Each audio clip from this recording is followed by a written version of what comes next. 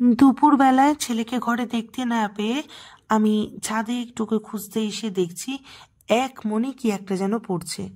কৌতূহলবশতই মোবাইলটা অন করে ওর কাছে পা টিপে টিপে যাচ্ছিলাম যে দেখি ও কি করছে। কাছে যেতেই যা দেখলাম। কি করছিস? সিনারি দেখছি। কি দেখি ওটা? দেখা দেখা দেখা কি হাতে, কি ওটা দেখা? মার একটা ডায়েরি। আজ 1 বছর 8 মাস হলো ওর মা মারা গেছে। আমার বোনকে অর্থাৎ ওর মাসিকে ও মা বলে ডাকতো। শুধু ডাকতোই না, ও মানতো। তাই মায়ের সাথে কিছুটা সময় কাটানোর জন্য ও ছাদে এসে বসেছিল ডায়েরিটা হাতে করে। আমার বোনের মন প্রাণ সমস্ত কিছুই ছিল ঠাকুর অনুকূলচন্দ্র। ওকে যদি কোথাও ঘুরতে যাওয়ার কথা বলা হতো, এক কথায় বলতো, আমি যাব দেওঘর। দেওঘর ঠাকুরবাড়ি ছাড়া আমার আর কোথাও যাওয়ার জায়গা নেই। আমার যদি সময় কাটাতে ইচ্ছা করে, আমার মনে হয় আমি ঠাকুর বাড়িতে গিয়ে সময় কাটাই। আমার যদি কথা বলতে ইচ্ছা করে, আমার মনে হয় আমি ঠাকুরের সাথে কথা বলি।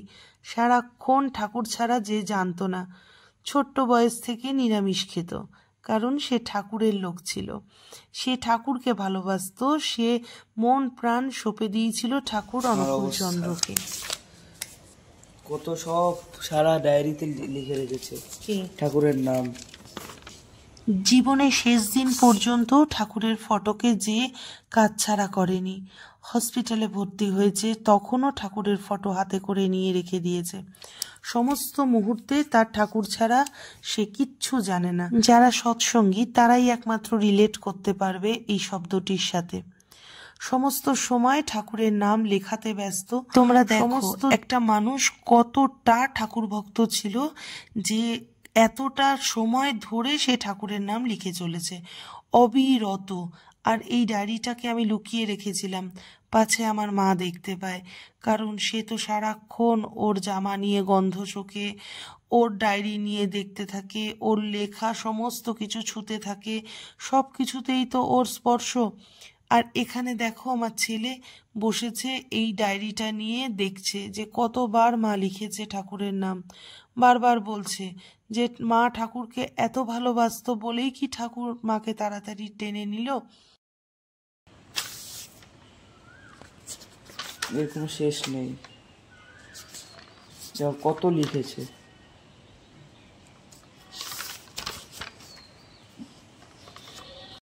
আমার বোনের অকাল মৃত্যুটা আমাদের কাছে যে কতটা শোকের, তবে আমরা বড়রা একটু সামলে গেলেও বাচ্চা তো, ওর অনেক সময় লাগছে। সব সময় কিসে মাকে একটু পাবে, মায়ের অনুভূতিটা কিসের থেকে নেবে, তাতে মায়ের হাতের লেখা সেইটুকু ছুঁয়েও ভাবছে মনে হয় মাকে একটু ছুঁতে পাচ্ছে।